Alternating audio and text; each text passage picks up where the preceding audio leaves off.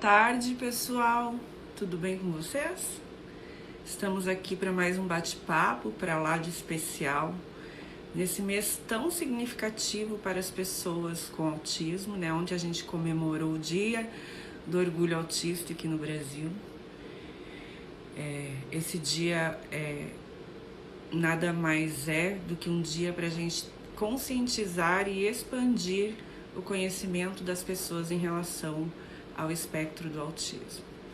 Hoje a gente está aqui com um convidado para lá de especial, meu amigo querido de longa data, o Fábio Cordeiro. Vamos aguardar ele entrar, vou mandar os aviãozinhos. Enquanto isso, as pessoas vão entrando. Desde já agradeço muito. E vamos compartilhar, pessoal, porque vai ser uma live para lá de especial.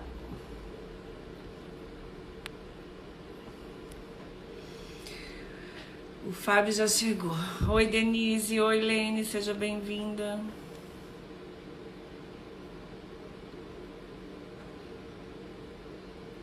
Chamei, Fábio. Tudo bem, prima? Como é que você tá? Oi, Querido. tudo bom? Tudo e você, meu amigo? Bem, Tava estamos aqui aqui. passando frio um pouco. Que frio, né? Curitiba, né, Fábio? Eu tô com aquecedor ligado, você? Preparando para o inverno já, né? Sim. Tem que... Aqui onde eu estou, só com o aquecedor ligado. Não tem como ficar, porque as peles vão gelando, né? Eu tava falando pro pessoal o quanto você é um cara especial, né? Bacana, importante no ativismo em relação ao autismo, né? E ontem a gente comemorou o Dia do Orgulho do Autismo, né? Então é um mês muito importante, onde tem muita coisa para ser dita, na verdade, né? Tivemos Sim. também estamos no mês dos namorados, das relações, e eu acho que você tem muito a compartilhar com a sua visão de ser uma pessoa com autismo, né? De ter 2 filhos com autismo. Então, são várias pessoas aí, é uma neurodiversidade dentro do autismo, né? Grande, que você pode vivenciar. E tenho certeza que após a descoberta do diagnóstico, enfim, a gente já teve uma conversa uma vez, né? Isso tudo só expandiu e reforçou a tua missão, né, Fábio? Sim. Porque você tem uma missão muito especial. Então, querido, seja muito bem-vindo. Você sabe o quanto você é especial para mim. Somos amigos de longa data, né? Nos encontramos muito antes do autismo chegar nas nossas vidas e depois nos reencontramos. Então, você sabe o prazer grande e enorme que é poder participar de alguma forma da tua jornada, né? Assistindo seus vídeos. Para quem não conhece o Fábio, eu acho difícil não conhecer, né? Mas o Fábio tem uma página genial chamada Aspe Sincero. E o Fábio também é presidente da Reunida Autismo. Também um projeto extremamente bacana e necessário, né, Fábio? E com você como presidente não podia ser melhor. Então, meu bem, esses bate-papos, a proposta é justamente, né, ter esse espaço de fala para a gente trocar informações. E eu quero passar a palavra para você se apresentar e a gente vai fazendo esse bate-bola aí. Fique à vontade, querido. Se apresente para quem porventura não te conhece, né? E aí a gente vai trocando figurinhas. Fique à vontade. Então, primeiro, antes de me apresentar, né, eu que agradeço você, sabe? Como você disse, nós nos conhecemos há muito tempo, né? Você sabe que é sempre um prazer conversar com você e tudo mais. Então, eu sou o Fábio, eu sou administrador da página Sincero, né? Como eu disse, a Elaine, sou o presidente. Agora, a gente mudou ontem, fez uma revolução, não chama mais Reunida, chama Onda Autismo. Então, eu sou o presidente da Onda Autismo, Uau! Que que legal esse talvez nome! é a Organização Neurodiversa pelos Direitos dos Autistas, que é a Legal. maior organização nacional, né? Em âmbito nacional, a maior organização em prol dos direitos, em prol da inclusão e do respeito aos autistas. E eu estou ocupando a presidência atualmente, a gente está com essa visão bem em consonância com o conceito de neurodiversidade mesmo, para a gente adquirir esse respeito de toda a sociedade, né? E eu conheço a Elaine faz nem sei quantos anos, faz décadas, né? Eu acho que faz uns 20, meu bem. E é interessante você falar, né, que a gente se conheceu muito antes do autismo entrar em nossas vidas. E isso é bem legal, porque a gente sabe que a gente nasce autista, né? A gente nasce Uhum, autista, morre uhum. autista. Mas eu acho que a gente se torna dono do que a gente é a partir do momento que a gente tem o conhecimento, o autoconhecimento, né? E quando nós nos conhecemos, eu ainda não tinha esse autoconhecimento, né? Uhum. E passava por todos os dramas que a gente passa quando a gente não é aceito, quando a gente se sente diferente, e quando os outros acham que a gente é diferente também, né? Mas a gente não tendo essa resposta, né? A resposta que eu digo é o diagnóstico mesmo. Você não tem esse conceito do autismo, né? Como eu também não tinha, como a gente entende que a sociedade hoje não tem, por isso essa missão, como você disse, para gerar conhecimento, porque com o conhecimento que vai vir a inclusão, né? Então, é bem legal essa parte que você falou, nos conhecemos antes do autismo, né? As pessoas podem estranhar, mas é Sim, justamente isso, né? É justamente se você não tiver o autoconhecimento, isso já dá um sinal de que o diagnóstico, como as pessoas pensam, às vezes é algo ruim, né? E não, né? O diagnóstico, essa resposta, sempre é algo positivo, né? Claro que quando um pai recebe, às vezes ele fica meio frustrado, mas ainda assim é algo positivo, né? E eu sempre falo para as pessoas repararem, o porquê será que um pai, quando recebe o diagnóstico do filho, fica meio triste, um pai e uma mãe ficam meio tristes, ficam meio abatido, e por que que dá essa destona tanto quando o adulto tem o diagnóstico e ele sente essa resposta, ele fica feliz, né? Então, por que que o pai que tem a oportunidade, a mãe que tem a oportunidade de ter essa resposta com o filho lá na infância ainda, onde você pode passar todo um desenvolvimento já tendo o apoio, por que essa tristeza, né?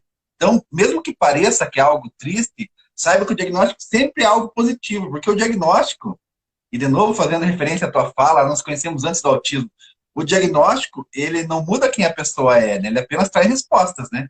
Então, se você não tiver o diagnóstico do seu filho logo cedo, você vai ter uma infância, uma adolescência sem respostas, né? Só que você vai ter muitas perguntas ainda, né? E daí as isso. dificuldades. Então, o diagnóstico é sempre positivo. Mesmo que na hora que você receba, você tenha um baque, tem mesmo todo desconhecimento, muitas vezes, né? Mas sempre é algo bom. O diagnóstico é algo bom. É bom a gente pôr isso na cabeça desde sempre. Uhum. Porque quanto antes você tiver, melhor para o desenvolvimento da pessoa. Então, É isso é certo. libertador, né, Fábio? Eu entendo que E é seja comprovado por libertador. estudos, né? É comprovado por estudos que mesmo a criança tendo diagnóstico com 2 anos, ela vai ter a possibilidade de se desenvolver muito melhor do que alguém que tem um diagnóstico com 15 anos ou tem com 20 anos como eu. Então, sempre é algo bom, sempre. Por mais que não pareça no primeiro momento, é sempre algo positivo. O diagnóstico é algo positivo. Sim. A gente, eu percebo assim que existem, claro, a neurodiversidade de pensamento, somos todos muito diferentes, né? E eu também entendo que o sofrimento dos pais é muito válido, porque é aquela história, né? Os pais compram uma passagem para um lugar encantado e, de repente, esse lugar ele foi, de alguma forma, modificado. Mas é por isso também que a gente está cada vez mais falando sobre o autismo, já que a gente teve esse momento de pandemia, de todo mundo online, porque a gente, e tanto eu quanto o Fábio, a gente entende que não podemos romantizar o autismo. Mas a gente também entende que é tão grande a neurodiversidade dentro da neurodivergência que é importante que todos os níveis de autismo, vamos falar assim, todo tipo de característica possa ser mostrada. Né? E que isso não E, seja para o outro que não é um autismo, de repente é um autismo com maiores comorbidades, a gente entende que isso não seja menos. Eu tenho visto muito isso nos grupos, sabe? Os grupos estão doentes, os grupos de WhatsApp, porque se no autismo não é aquele, né, que tem aquelas agressões, aqueles comportamentos todos sempre, parece que não é validado para o outro também. Então, dentro isso. dessa comunidade, a gente vê a falta de validação de um para com o outro, de uma família para outra, né? E isso não O é conceito, legal. o conceito de neurodiversidade já prega isso. Todos somos diferentes. Não é que assim, autista é de um jeito e neurotípico é de outro. Não, todos somos diferentes. Dentro dos autismos tem diferenças. Assim como as pessoas neurotípicas não são iguais umas das outras, né? As pessoas querem pôr todas dentro, sempre dentro de um rótulo. O rótulo sempre é um problema. Por isso que eu digo, o diagnóstico não é um problema, mas o rótulo, rotular alguém é um problema. E quando a gente pensa em algo, quando a gente pensa em alguma ação, sempre a gente tem que pensar em todo o espectro do autismo, né? E respeitar também os graus um, 2 e 3.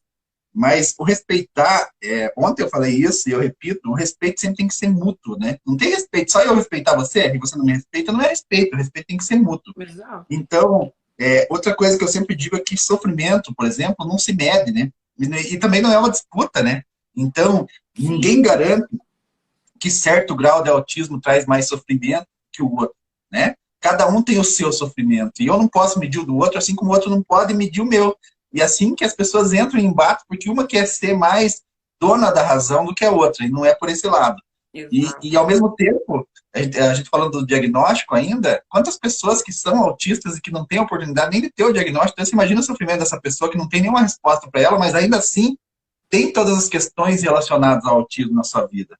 Porque o diagnóstico, o laudo, só te traz a resposta do que você, de como você é nessa condição, mas as questões que você vive, tendo laudo ou não, e no Brasil, o país que a gente sabe como são difíceis as coisas, pelo SUS principalmente, quantas pessoas que nem têm essa oportunidade, então você ficar julgando, a gente tem que entender que classificação de autismo serve apenas no âmbito profissional, para a gente poder, talvez, propiciar um encaminhamento para terapias e tudo mais, dentro do que a pessoa precise.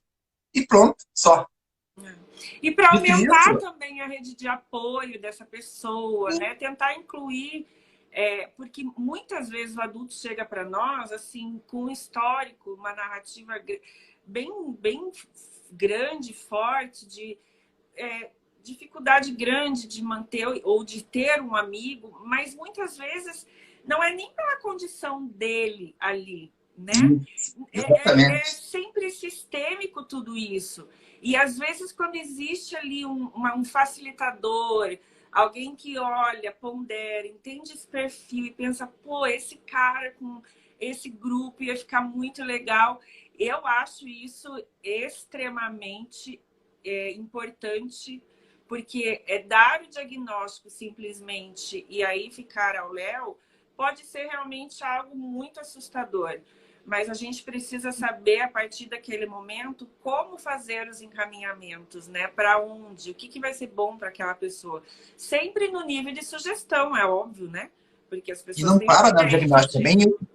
E cada pessoa tem as suas demandas. Então, não importa se é nível um, nível 2, nível 3. Importa é você, com a sua condição, você com o seu filho, ver se todas as demandas dele estão sendo supridas. A partir daí, que número você vai dar para grau, é uma coisa totalmente acadêmica, que não vai fazer diferença nenhuma no encaminhamento. Vai fazer, se você for grau 3 e não tiver os encaminhamentos, vai fazer diferença. Se você for grau um e também não tiver, vai fazer diferença. Então, o que interessa é você ter suprido as suas, porque dentro dos graus de autismo também tem diferenças, né?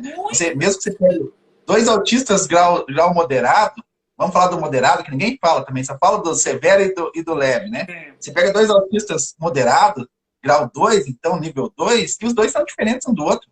Nossa. Porque essa ideia do espectro que as pessoas pensam o autismo como uma régua, né? Que o nível um é assim, o nível 2 é assim, o nível 3 é assim. E não, né? Você, dentro do nível um, então você vai ter essa dificuldade, essa potencialidade, e vai ser todo assim, um gráfico de idas e vindas, de subidas e descidas, onde você vai ter mais dificuldade em alguma coisa e menos em outra. E isso dentro dos três níveis é assim. Então ninguém pode rotular ao grau, o nível um tem dificuldade só nisso, nisso, nisso. O nível Não. 2 nisso. Não é assim que funciona.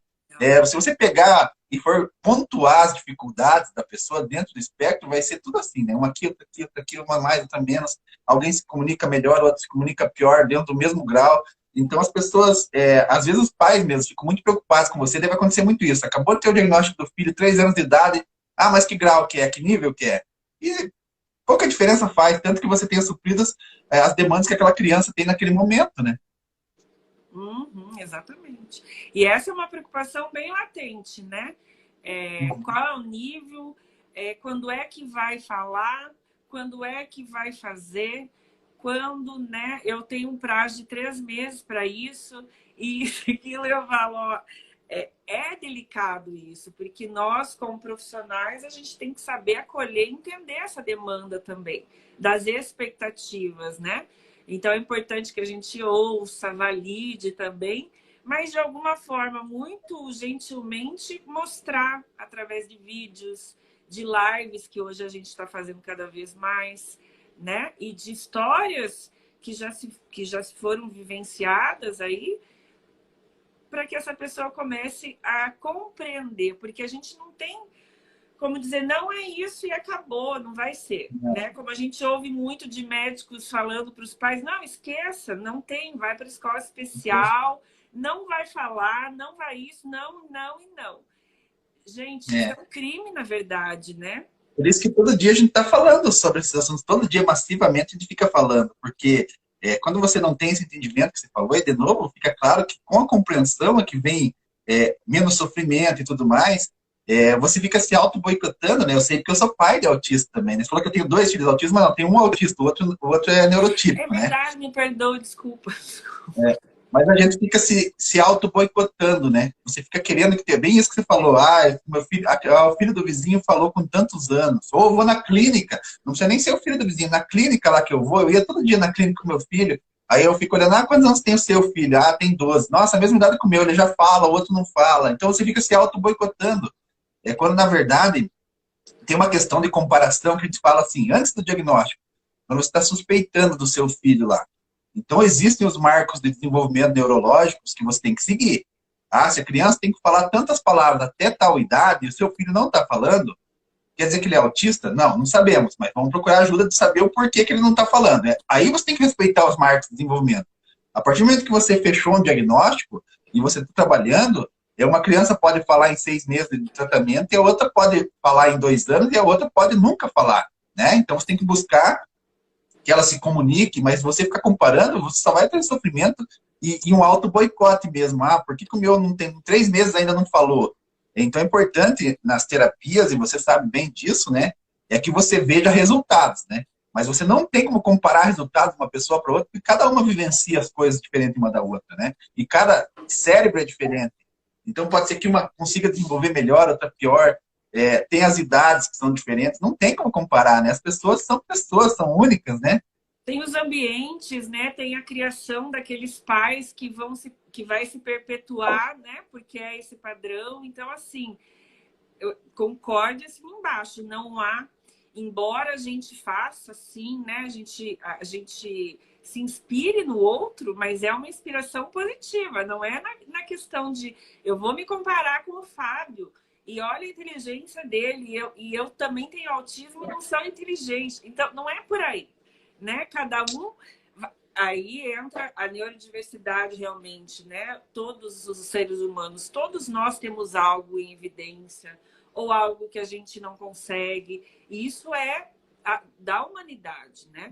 É como o Fábio falou, existem alguns marcos e a gente precisa tê-los assim para mapear. E, independente do diagnóstico ou não, muito cedo, o importante são as terapias precoces. Então, não há... a partir do momento que existe uma desconfiança de algo, procurar sempre uma terapia, né? Começar as estimulações desde muito pequenininho. Hoje a gente inclusive, tem você não precisa fazendo estimulações, né? E você não precisa de laudo para buscar ajuda, né? Esse é um grande engano das pessoas. Ficar esperando fechar um diagnóstico para você procurar ajuda. Você não precisa de um laudo, para você poder ter adaptação na escola. Isso é um grande erro das pessoas achar que você tem que ter uma condição. Se você tem dificuldades, isso eu falei ontem, hoje eu repito, qualquer ser humano que tem dificuldade merece apoio. Com autista não é diferente, mas qualquer ser humano, sendo autista ou não, então se você vendo alguma dificuldade no seu filho, você busca ajuda. Se vai vir o diagnóstico mais cedo ou mais tarde, se vai conseguir ou não vai conseguir, aí a gente vai ver. Mas o importante é você começar a agir, mesmo antes de você dizer é isso ou é aquilo. Né? Mesmo antes de você ter um nome que o seu filho está passando. O nome do que ele está passando talvez é dificuldade. Então, você vai ajudar nas dificuldades. E aí, depois, se vier o diagnóstico, ou até não vier, às vezes não vem, você começa a fazer as terapias e começa a desenvolver normalmente, dentro dos marcos, e era só uma questão de um pequeno apoio mesmo. Então, o importante é buscar ajuda sempre, né? E acontece muito isso que você falou agora, das crianças passarem por um processo de psicoterapia e terem uma evolução e ficarem redondinhos ali, né, pareados. E, ó, vai, segue a vida, né? Segue a vida. Então, assim, é porque além de toda a questão negativa que vem junto com a palavra autismo, também vem junto com a palavra psicoterapia para criança, Uhum. né? Porque a terapia, a psicologia tem essa coisa ainda que também a gente precisa desmistificar, que não tem nada a ver com a loucura que a sociedade determina aí, que muito pelo contrário, o psicólogo é para a gente antecipar nossas loucuras e não chegar lá no nível junk, né? Então, Ainda assim, existe esse estigma, né, da uma psicofobia mesmo, de você achar que você buscou ajuda de um exato. psicólogo, de um psiquiatra, seja o que for, parece, é louco, né? Aquela criança, aquele adulto é louco. E isso é um erro grande, né, que a gente tem na sociedade que tem que ser quebrado também, né? E quando Perfeito. você fala isso das coisas negativas que vem com o autismo, a gente entra bem na data de ontem, né, na data do orgulho autista, que serve justamente para isso, para você ressaltar as coisas positivas, para você tirar esse peso do autismo, que muitas vezes é um peso, como você diz, que colocam, né? Será que A ser autista, sociedade que coloca esse a peso, né? sociedade é Não tão tem ruim? Será que como. ser autista, se ser autista é tão ruim, porque tem tanta gente se orgulhando do que é, né? E ontem eu vi muitas postagens, as pessoas mesmo se orgulham mesmo, e não é só autista grau 1, não, como pensam, mas é porque ele é levinho, né, que ele se orgulha. Não é assim que funciona, tem autista severo, autista moderado, que também se orgulha e serve, eu disse ontem que a data de ontem ela serve para salvar vidas, né? Você sabe que existe no autismo um grau muito alto de suicídio. Muito. Pesquisas mostram que chega de 3 a 9 vezes mais, dependendo das comorbidades, da condição que a pessoa vive, até do país, né, da condição social, mas chega até 9 vezes mais a incidência de suicídio no autismo. E as grandes pesquisas que foram feitas até hoje, as grandes revisões científicas que foram feitas até hoje mostram que dos principais fatores que relacionam autismo com suicídio, com ideação suicida, tem 7 principais fatores, desses 5 não tem a ver com autismo. Tem a ver com intolerância, Com a bullying, sociedade, né? abuso sexual, a idade, né? Adolescente que não teve com autismo é uma idade crítica para qualquer faixa. Então, de 7, você vê, são 7. Isso não sou eu que estou dizendo, são evidências científicas. De 7, Uhum. 5 não tem a ver com autismo. Tem 2 lá que é o pensamento rígido e que a questão de quebra de rotina e tudo mais, e da impulsividade, que tem a ver diretamente com o autismo, né? Porque é uma característica dos autistas. Agora, de resto, as outras 5 não tem a ver com autismo. Então, o que está errado na pessoa, né? Tem a ver com comorbidade, claro, que não é autismo, é importante deixar claro isso, né? Que comorbidades não são autismo, né? Tem muitas comorbidades relacionadas, como depressão e tudo mais, mas que não é autismo. E depressão também, claro, pensa uma criança que não consegue se relacionar, que sofre bullying, que tem um índice de abuso sexual 4 vezes mais do que na população em geral. Nenhuma criança deveria sofrer abuso. E daí, como é que a depressão não vai ser uma comorbidade presente nessa condição, né? Então, o dia de ontem mostra isso, que você se orgulhar, você mostrar o lado positivo para as pessoas, salva vidas, porque às vezes um autista que está passando por um momento difícil, quando vê outro autista ressaltando sua condição, tendo orgulho do que é, e vendo que não é o fim do mundo, você ser autista, essa pessoa pode se identificar também e olhar, nossa, mas então tem algo bom no jeito que eu sou, porque você é ensinado desde que você nasce, você é ensinado intencionalmente ou não, de que não tem lugar para você nesse mundo, né? Você vai na escola, você não vai na festinha de aniversário, ninguém te convida, nas brincadeiras você não entra, depois você fica adolescente, para se relacionar é difícil, no trabalho, quando você é adulto, não querem saber de você. Os próprios pais dizem que, vivem dizendo que odeiam o autismo, né? Como se aquilo não tivesse reflexo nenhum na criança, quando você fala que o jeito da criança existir no mundo é um jeito que você não queria, que você queria que fosse de outra forma. Então, a todo momento você é ensinado que não existe lugar para você. E, de repente, vem um monte de gente que fala assim, não existe, nós estamos aqui, nós se orgulhamos de como somos. E foi uma data feita por nós autistas, para nós autistas, né? E para mostrar para a sociedade também. Você vê na reportagem a pessoa dizendo assim, sofre de autismo. Uhum. Ele sofre de autismo. Então, quer dizer, a todo momento você está vendo isso. Daí vem nós dizer que foi criado por nós para dizer para o mundo. Não, não é assim. Então, você viu ontem todo mundo ressaltando, eu considero a data talvez mais importante do ano para a gente, e você vê todo mundo ressaltando. Ao mesmo tempo você vê gente falando besteira, que não entende, que não é autista, falando, mas não é dia para se orgulhar, porque isso, porque aquilo, porque aquilo. A dificuldade a gente já sabe. Mas como que alguém que não é autista vai dizer do que eu devo me orgulhar? Imagine eu dizer para você, Elaine, você não pode se orgulhar de quem você é. É isso que as pessoas dizem quando elas vêm com essas besteiras, porque não entendem a data, não sabem por que foi criada, não sabem o conceito da data, mas sabem ter opinião, né? Hoje em dia as pessoas têm muita opinião sem conhecimento. Né? Hoje não é dia de se orgulhar. Quem é a pessoa para dizer que não é dia de se orgulhar? Né? Se um autista diz que não é dia de se orgulhar, aí tudo bem, porque é uma pessoa autista que pode estar passando por um momento difícil e é ruim você se orgulhar quando você está deprimido. Ninguém que está deprimido porque se orgulha, né? Ninguém que está tendo muitas crises de epilepsia por dia se orgulha daquilo, mas aquilo não é autismo. Mas é claro, a gente entende que aquela pessoa, sim, está com essa dificuldade, mas mesmo assim serve de reflexo para essas pessoas quando você vê que ressalta os lados positivos. Agora, quando alguém que não é autista vem e fala, não é dia de se orgulhar. Eu não vejo por que esse orgulho, porque no Brasil não tem tratamento, porque não sei. Isso não tem nada a ver com o autista. O orgulho é da pessoa. O orgulho é autista, não é orgulho do autismo. Não interessa se a pessoa tem tratamento ou não, a gente está falando da pessoa, né? E o orgulho vem justamente das coisas que são difíceis, né? Se não fosse difícil ser autista, a gente não precisava se orgulhar, né? Exato. Então, é porque tem todas essas barreiras que você tem que superar que você se orgulha. E eu sempre digo que eu não queria ser exemplo de superação para ninguém. Que bom, né? Eu chegasse o dia que eu não precisasse superar nada, né? Não é melhor? Se tudo fosse simples, se todo mundo aceitasse, aí sim, aí era um dia bom, né? Aí não precisava me orgulhar, porque ninguém se orgulha do que é fácil, né? A gente tem o exemplo aí das lutas que encaminham lado a lado, né? Das minorias, como o orgulho LGBTQI+, né?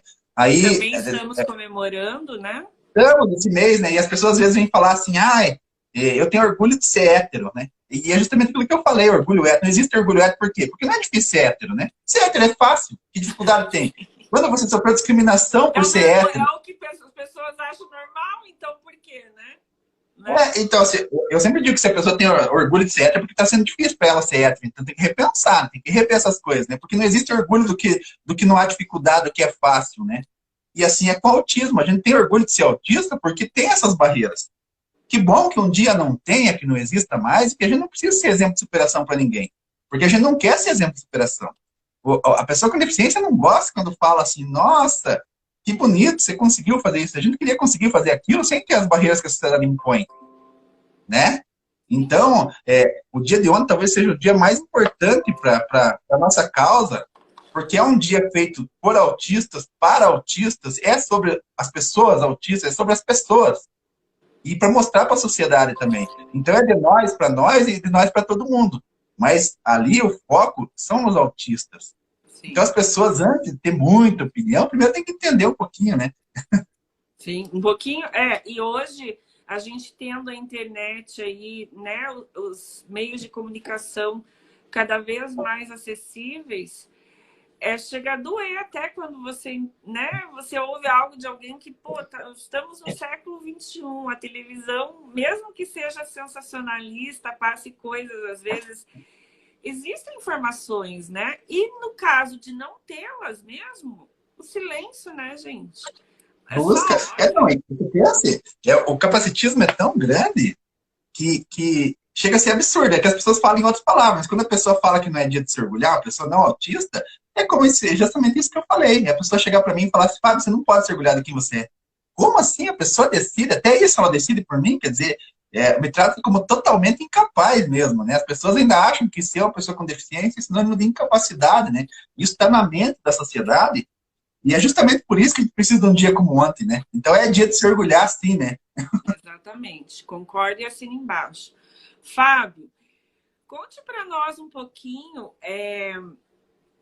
como as pessoas têm essa tendência também de acreditar muito que as pessoas com autismo, elas não se casam, não se relacionam, não beijam na boca, não, enfim, não transam, não nada, né? Então... Inclusive, até para profissionais, às vezes vira critério de diagnóstico, né? Chega o adulto lá no consultório e fala assim, não, você não pode ser autista porque você casou, você trabalha, né? Então, até para isso as pessoas tem esse entendimento errôneo, né? E não tem nada a ver, né? Tem muitos autistas casados, autistas se relacionam, namoram. Quando você fala em autismo, a gente sabe que tem implícito a dificuldade de socialização e de comunicação. Então, óbvio que para você se relacionar, não é tão simples, por causa dessa comunidade, por causa dessa dificuldade de comunicação e de socialização. Porque para você começar um relacionamento, você tem que se comunicar, você tem que socializar.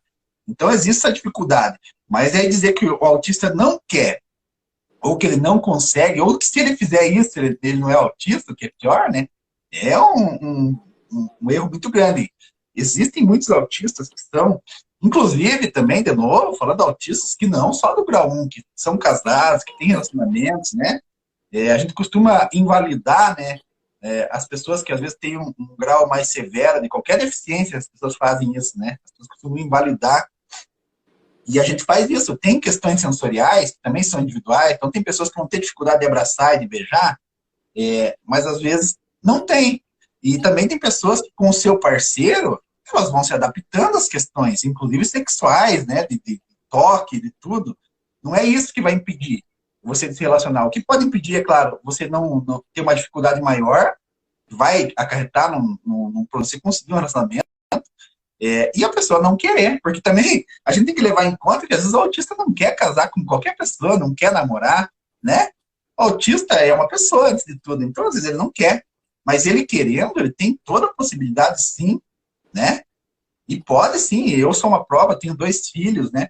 E eu sempre brinco que saiu, a maior pesquisa que saiu até hoje foi feita em 5 países, com 2 milhões de pessoas, e mostrou que 97% do autismo, as causas, são genéticas, né? E mais de 80%, não lembro o número exato, são hereditárias. Então, quer dizer que se fosse verdade que a gente não se reproduzisse e a gente não tivesse relações, já tinha acabado o autismo no mundo, né? Então, aí já se quebra esse mito, né? Como é que a gente ia passar para frente? Exato, exato. Como é que estaríamos hoje nos números que estamos, né? É bem por aí mesmo. Boa reflexão.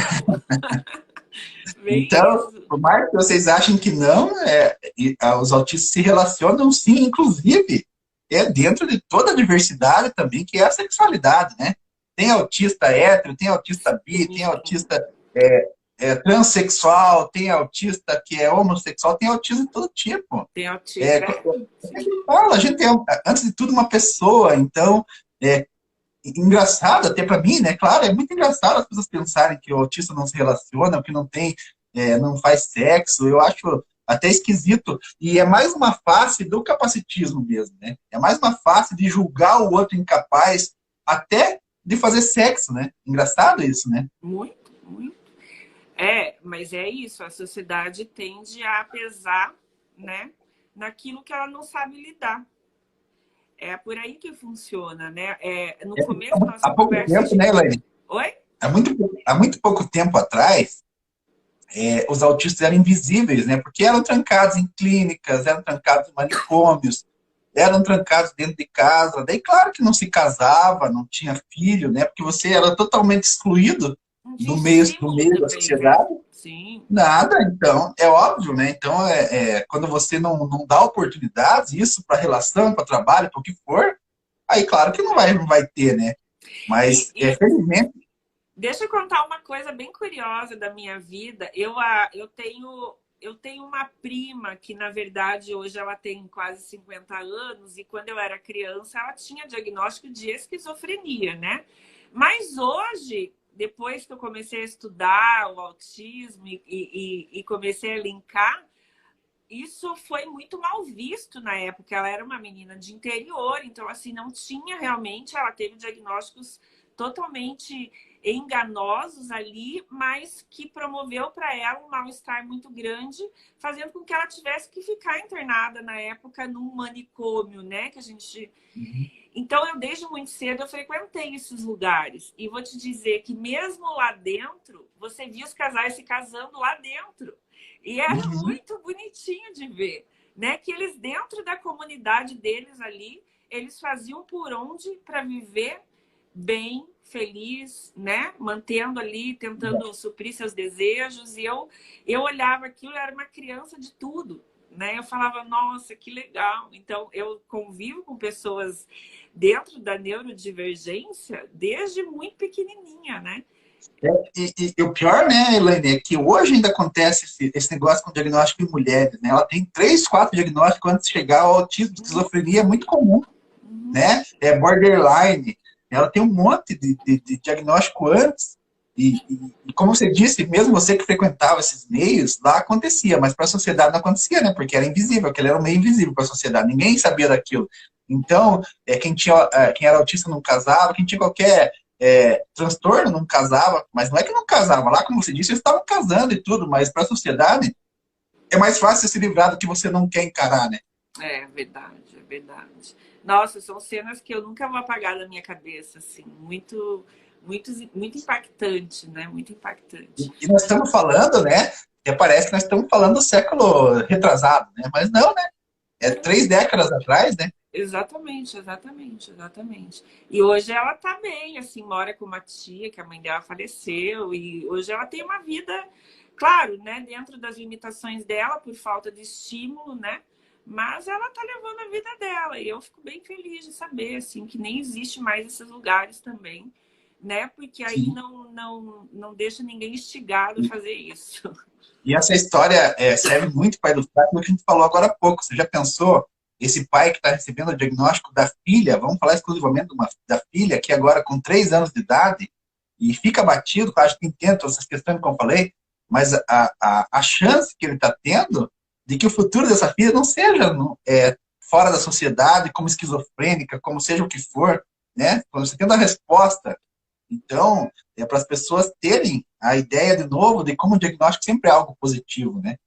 Sempre. Porque teu filho já é daquele jeito, independentemente do que você queira ou do que você tenha idealizado, que ele tinha que ser na tua cabeça aí. Ele é autista, nasceu autista. Então, a resposta, né? E isso ilustra bem. Essa tua prima, né? Claro que naquela época, se ela tivesse um diagnóstico de autismo, talvez não teria sido nada diferente, né? Tinha se trancado do mesmo jeito e tudo mais. Mas falando do dia de hoje, Pois é, talvez não teria realmente por conta das condições da época, né? Não tinha, ninguém eles sempre sabia. falam para mim, você acha que teria sido diferente sua vida se você tivesse tido diagnóstico na infância? Eu acho que talvez, claro, não tem como saber, mas eu acho que poderia ter sido pior, porque naquela época, quem sabe, se não iam me encarar como incapaz e iam me largar num canto, porque as escolas não se falava em inclusão, a sociedade não se pensava em inclusão, então vai saber se há 40 anos atrás eu não tinha sido largado sem estímulo algum, porque mesmo minha mãe e meu pai, mesmo sem saber o que eles me criaram estimulando e fazendo o que eles achavam por melhor, né? Já pensou se fosse institucionalizado naquela época? Então, eu não sei se eu tivesse o diagnóstico. Eu sei que hoje, quem tem o diagnóstico na primeira infância, quanto antes, o diagnóstico mais precoce é melhor. Naquela época, a gente não pode dizer se para mim teria sido melhor, né? Porque não tinha também daí a solução para esse problema, né? Não tinha, simplesmente não Tinha. tinha o que fazer. A solução era Né? esconder. Quem está aqui já assistiram os filmes da Anísia da Silveira, ali mostra muito essas condições, né? A Anísia da Silveira é maravilhosa. É importante que a gente assista esses filmes para a gente pensar, pô, embora as pessoas ainda digam que não há tratamento, que é difícil, vamos pensar a médio prazo que não existia nada, ou seja, existiu uma evolução, né? A gente está evoluindo. Sim. Tanto E as que políticas? quanto mais a gente está vivendo, mais pessoas estão tendo diagnóstico. E por quê? Porque mais a gente está sabendo o que é autismo. Isso, Né? os Não critérios é melhoraram. nada, saiu um monte de diagnóstico, não. As Isso. pessoas da academia que estudam, da ciência, elas estão estudando e trazendo novidades para que a gente vá tentando identificar isso de verdade. Então, ninguém sabe, também ninguém tem eu esqueci a palavra agora, essa certeza absoluta que não é, porque a gente está descobrindo ainda, né? Os critérios de diagnóstico melhoraram muito, os profissionais melhoraram muito, tem muito mais gente interessada em estudar sobre isso, mas por quê? Porque está aparecendo também. Então, a importância, de novo, de ter o diagnóstico, desse público aparecer, inclusive para políticas públicas, né? Porque quando você tem uma população que é irrelevante, estou falando irrelevante em questão de voto, mas a gente político vai atrás de voto. Se aquela comunidade eles acham que não tem um peso que vá pesar mesmo na hora de se eleger, ninguém se importa. Então, até políticas públicas dependem das pessoas serem diagnosticadas, né? E quanto mais te fala, quantas pessoas aí às vezes estão estudando psicologia, você fez da faculdade de psicologia, quase que não ouviu falar em autismo uma vez na tua faculdade, né? E hoje em dia, as pessoas vão fazer faculdade de psicologia e estão pensando, nossa, eu vou me especializar em autismo quando chegar lá na frente. Então, quanto mais profissionais assim, melhor para a causa, né? Então, por isso que a gente tem que falar mesmo todo dia e tem que mostrar e tem que se mostrar, né? Claro que nem todo mundo está disposto a dar a cara a tapa, a gente sabe que não é fácil, né? Eu tô aí todo dia, então todo dia você tem elogios, mas tem críticas também, né? E você tem que saber medir, você tem que ter uma certa maturidade para poder enfrentar essas coisas, que as redes sociais são tóxicas, né? E às vezes a pessoa autista não tem essa maturidade e também esse controle para lidar com isso, então tem que ter um certo cuidado, né? Os pais também, ao expor os filhos, tem que ter um certo cuidado, Sim. porque quando você, aquele velho ditado, fala o que quer, ouve o que não quer. E eu tenho essa autonomia, vamos dizer assim, de falar o que eu quero. E eu estou preparado também, mas eu sou uma pessoa que lido bem com isso. Nem todo mundo lida tão bem assim, né? Então, se as pessoas acham que é só elogio, também não é. Muito da sociedade, eles concordam com você, até que eles gostam, acham bonito, até que você fale algo que desagrade. E às vezes, para você mudar as coisas, você tem que falar as coisas que desagradam, né? Quando você fala, como nós falamos de você e você fez um sinal que não, você não ouviu falar de autismo nenhuma vez. Nós passamos 30 anos ouvindo falar de autismo pela boca de profissionais, né? De repente chega uma pessoa autista e fala, ah, não é assim, não é assim, a gente não gosta assim. Aquela pessoa, no primeiro momento, ela já fica na defensiva, né? Porque ela está acostumada a ser a voz da razão. Isso acontece todos os dias. Ainda tem profissionais que são muito rígidos em achar que eles que sabem ou que só eles sabem. Claro que eles têm conhecimento, mas não é assim. Sim. Né? A questão, eu sempre cito esse exemplo das estereotipias, que sempre foi visto como um comportamento sem função. É um comportamento sem função, vamos ter que cessar isso, né? E de repente chega os autistas adultos e fala assim, não é sem função, a gente precisa, a gente gosta, e inclusive a gente se comunica através disso, né? A gente mostra dor, a gente mostra felicidade, a gente mostra tristeza, e a gente se regula, né? Mas por quanto tempo passou sendo assim, tempo que as terapias eram voltadas para acabar com as estereotipias, porque aquilo era ruim, era feio, ninguém gostava. Então, tem profissionais que ainda vão ter esse pensamento. Como assim chega o Fábio e vai falar que não é assim? Eu sou neurocientista, né? Então, aquele argumento de autoridade, que às vezes é vazio, né? É vazio, porque a pessoa fala que estudou, mas estudou o quê? Estudou como? Qual o objeto? O objeto de estudo era o que eles achavam que seria? Porque o próprio objeto, que é o autista, diz que não é assim, que não gosta assim, e eles dizem, não, você tem que gostar assim porque você tem que ser normal, né? Então, você fazia os tratamentos voltados para que o autista deixasse de ser autista, porque fosse menos autista. E quanto profissional a gente vê hoje ainda, querendo tirar a pessoa do espectro, querendo que a pessoa não seja autista, né? Quando que o tratamento deve ser buscar qualidade de vida. Isso é uma coisa muito clara na minha cabeça, que qualquer tratamento, para qualquer coisa, é para buscar qualidade de vida. Jamais Não para mudar, moldar né? ninguém. Dar algo É, sem que haja sentido, porque, via de fato, o ser humano precisa ver sentido para que haja uma mudança. Então, antes de uma mudança qualquer que seja, até uma mudança de estereotipia que pode acontecer, muda, tira aquela, mas vem outra, precisa ter sentido, né? Então, não é... Você tem toda a razão, a terapia não é para mudar, né? Mas para a gente dar qualidade de vida, trazer um nível de consciência, de saber quem é, né? E como o Fábio já falou, todos têm essa capacidade. Alguns de um jeito, outros de outro, e aí cabe ao profissional entender isso, né? Não eles vão trazer o saber deles do autismo, mas aí, claro, a gente tem hoje muitos profissionais dentro dessa área com autismo, e eu tenho achado isso muito bacana também, né? Até a gente fez uma live com o Rafael, que falou que queria fazer psicologia, o psicólogo dele disse, imagina, você como psicólogo, você vai ser um péssimo psicólogo. Foi algo assim, de chocar as coisas que as pessoas ouvem. Como é que esse cara, quem ele acha que ele é, para começar, né, para dizer o que o outro vai fazer ou deixar de fazer, ou vai ser ou deixar de ser? Porque isso parece complexo de Deus, né? Querer adivinhar o que uma pessoa vai vir a ser. é exatamente isso. Eu vejo que o perfil dessas pessoas é bem parecido. É o sabe tudo, que não pode contestar, e é aquela mesma pessoa que diz que assim, hoje não é dia de você se orgulhar, você não pode se orgulhar do que você é. É a mesma coisa, a pessoa tem o domínio total sobre a razão e sobre o outro, né? E o pior é que a gente fica muito na mão dessas pessoas, porque, via de fato, existe uma cultura muito grande de que são os médicos que sabem o que fazem. E concordo, tem muitos que sabem, é óbvio, mas tem alguns que não, Eu né? fiz uma live, você viu, com a Gabi, que eu estudei com ela, né, e ela é médica, né, e ela conta isso tudo que você está falando pelo lado de dentro da medicina, como ela enfrentou capacitismo dentro da medicina, né, e como esse pensamento rígido, a gente brinca que o autista tem um pensamento rígido, mas como tem profissionais ainda que só Mais fazem rígido uso ainda, né? eles fazem uso do argumento de autoridade, mas é só isso que eles têm, o argumento de autoridade, porque falta conhecimento, falta empatia, falta... E a gente não está generalizando. Hoje em dia, cada vez tem ótimos profissionais, e não precisa ser autista também para ser um ótimo profissional, Sim. mas ainda existem muitos que não, né?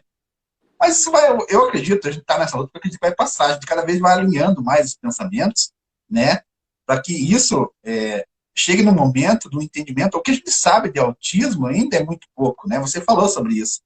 Ainda é muito pouco que a gente sabe, a gente vem descobrindo todo dia coisas novas, mas o que é importante a gente pensar, e os profissionais também, é que mesmo sabendo pouco sobre autismo, o autista sabe como é ser autista, né? Então, Isso. sempre tem que ser levado em conta. Sempre tem que ser levado em conta. Porque ele sabe o que ele sente, o que ele passa. Não tem como outra pessoa dizer o que eu sinto, né? Não tem como outra pessoa dizer se aquilo é bom ou é ruim para mim. Simplesmente pelo motivo de enquadrar num padrão de normalidade, né? Claro que tem estereotipias que terão que ser acessadas. Tem estereotipias que são ruins, né? Dentro da neurodiversidade, existem condições que são ruins, né? A neurodiversidade só vem para dizer que ser neurodiverso, como todos somos, é algo natural, é da natureza do ser humano que cada configuração cerebral seja diferente, né? Então, dentro das configurações cerebrais tem coisa ruim também, né? Não estamos falando que tudo é lindo ou que tudo é fácil, Sim. né? Mas o ser são coisas... ruim tem que ser ruim para aquela pessoa, não para o Isso, não é para você se né? enquadrar no padrão, né? Ser ruim na vista de quem? Para você, porque se você não for no padrão, se você mexer a mão assim, o vizinho vai achar esquisito, então eu não quero que meu filho faça assim, porque Exato. o vizinho vai achar esquisito. Aí no final do mês você que paga as suas contas, você que faz tudo, mas o vizinho está achando esquisito, então é uma inocência até da própria pessoa, às vezes, né? Como você quer ter essa ânsia de se mostrar para a sociedade como alguém dentro do padrão, né? E o autista luta todos esses dias com o senso comum, né? A gente odeia senso comum. O senso comum para nós é sempre algo que a gente pode, porque a gente nasceu fora de senso comum já, né? É A gente muito já comum. nasceu... É muito comum pra gente, a gente não gasta coisa Não tem comum. graça, eu concordo com você. Porque ali ainda dá um trabalhão esse senso comum, né? Que você tem que ficar falando, e aí tá. Enfim, faz parte do trabalho, mas seria muito legal. E como que a gente sensibiliza também o senso comum, né? Os profissionais que têm acesso às pessoas que não têm nenhum diagnóstico, tá, tudo bem que sou eu faço isso muito, né? Eu atendo pessoas que não têm autismo, que nada tem a ver, mas em algum momento na minha sessão esse assunto vai ser abordado. Por quê? Porque essas pessoas trabalham. Existe um mercado de trabalho lá fora que recebe pessoas com autismo, com altas habilidades ou não, com deficiência intelectual, com as comorbidades ou não, sem comorbidade, vias de fato recebe pessoas com autismo e não conseguem olhar para isso, né? E pasmem vocês, assim, esse trabalho de sensibilizar pessoas fora do espectro dá muito certo.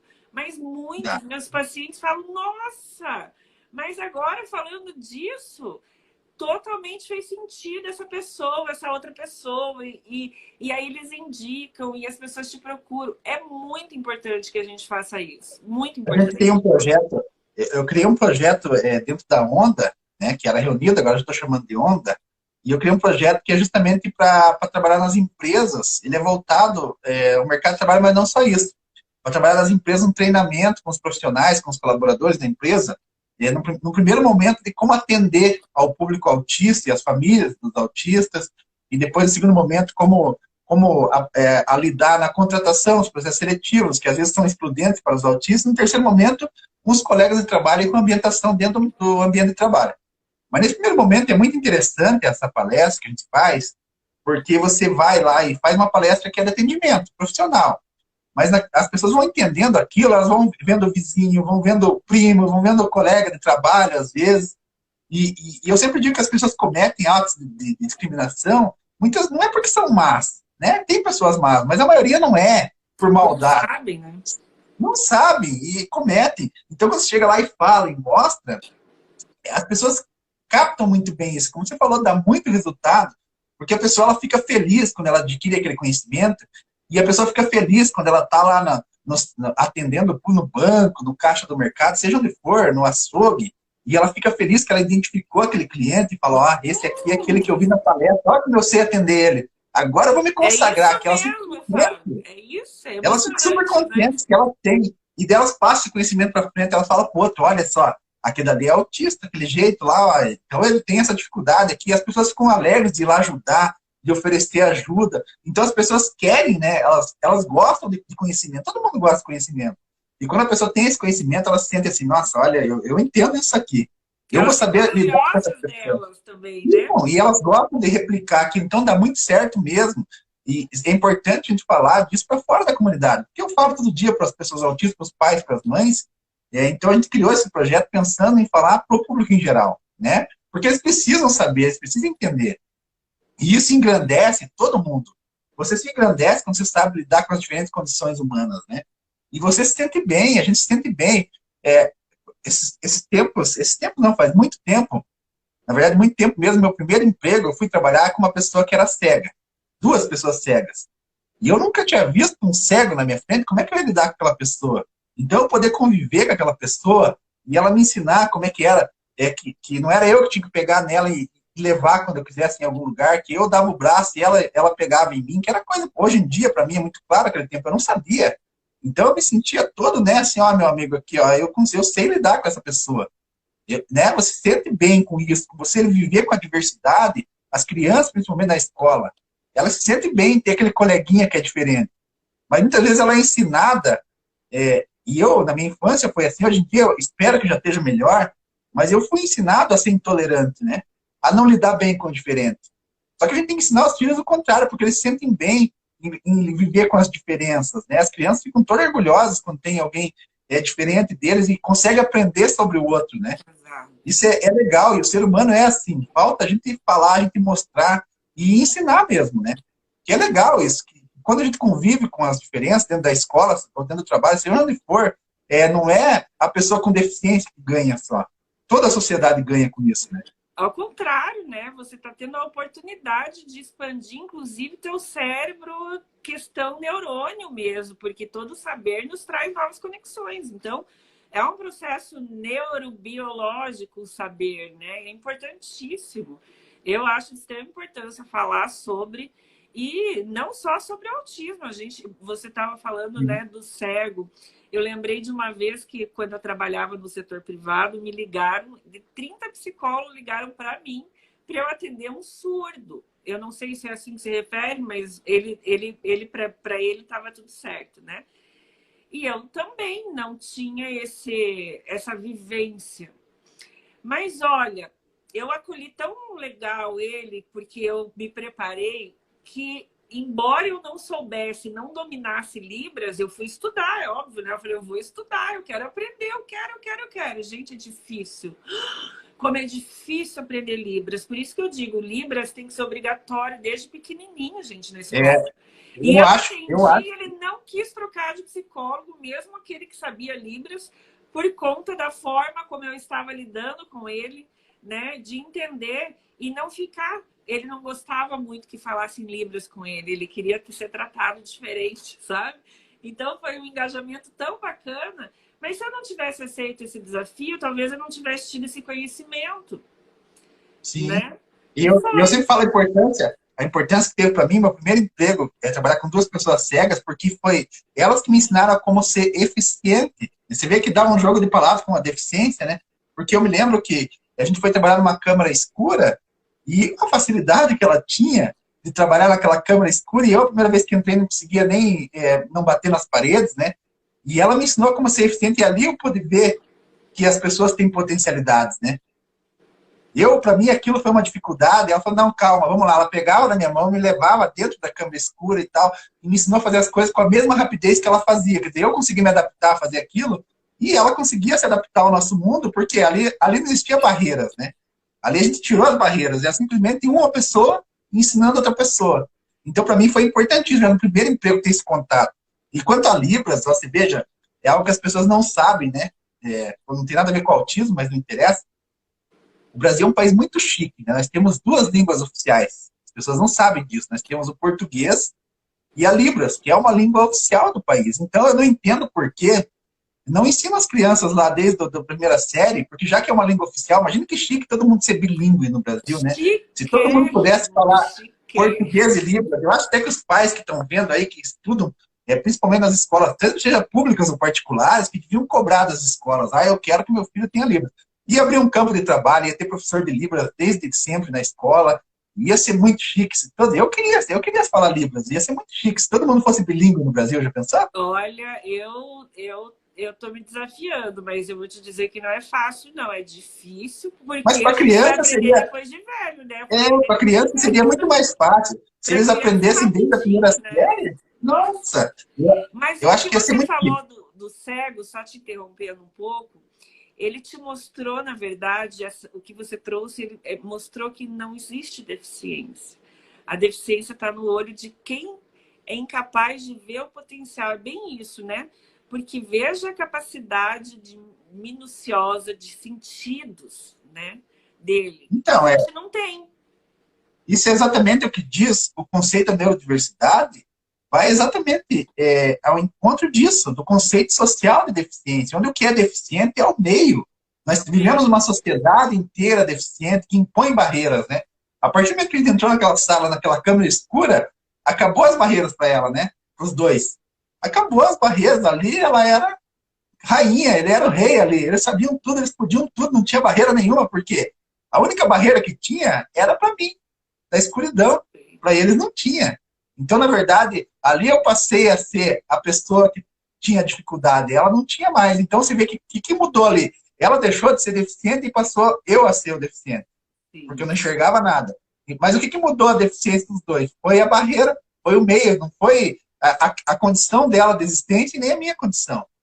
Foi, simplesmente apagou a luz, eu passei a ser deficiente. Então, quer dizer, a barreira do meio, que é o que diz o conceito social de deficiência, que toda a sociedade tem que ser tratada, que todas as barreiras têm que ser eliminadas, né?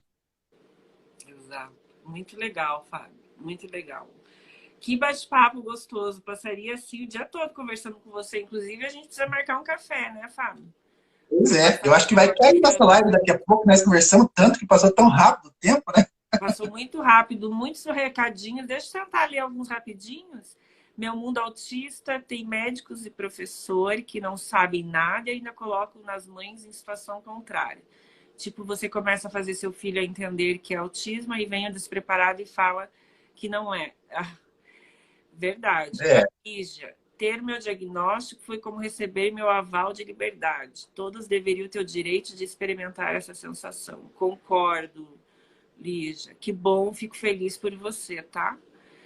Meu mundo autista, se você tem capacidade de começar começar com o médico, ele já acha que você é quem? Sim, muito triste o médico despreparado pedir para outro médico desconstruir o laudo de autismo, sim. Pessoal, a gente está ainda, né, caminhando, mas não vamos desistir, né? Eu acho que é para isso que a gente está aqui também, né? Nos juntando, E não é todo profissional que entende nem que tem que entender, né, Elaine? Eu acho que falta mais, não é que todo mundo entenda, porque isso não vai acontecer.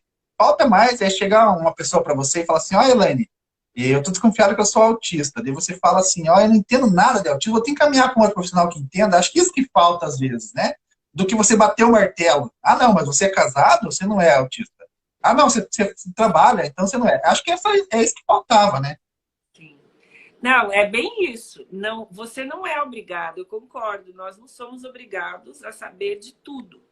Porém, nós temos o dever, né? Acho que a sociedade está batendo na bunda ali, está latente o negócio do nosso dever para com o outro. E não é no sentido de dar satisfação, mas no sentido de facilitar. A gente precisa de facilitadores. Eu não sei tudo, inclusive sobre autismo. Eu falo sempre, eu não sei nada, né? Eu faço supervisão para psicólogos e eu começo sempre dizendo, olha, gente, eu não sei nada, a gente vai descobrir juntos e vamos construir juntos. Embora eu já esteja aí há bons anos, né? Lidando nessa lida. E cada dia é uma coisa nova que eu vejo, que eu vivencio junto também, né? Que eu descubro com diagnóstico.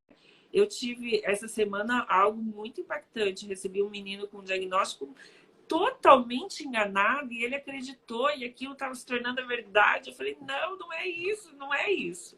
Né? Vamos Bom, desenrolar. porque a gente confia, né? O argumento de autoridade vale pra gente também. Quando você procura, você geralmente confia. Então, você sai com o diagnóstico errado, às vezes com o tratamento errado, né? Isso o quanto prejudica, né? O desenvolvimento da pessoa, né? Sim. Para a gente encerrar, deixa eu te contar uma curiosidade também que eu lembrei. Eu já tive o prazer de trabalhar no Instituto dos Cegos aqui em Curitiba. Você conhece? Que é aqui pertinho de casa, ali no Batel, ali, não é? Era tão gostoso também, era tão divertido. E isso foi uma coisa que na faculdade a gente meio que teve aulas diferentes do autismo, que na minha época ninguém falava de autismo. Nossa, nunca na faculdade eu ouvi sobre isso. Mas a gente tinha matéria de necessidades especiais, aula onde a Fátima propôs que nós andássemos na faculdade de olhos vendados.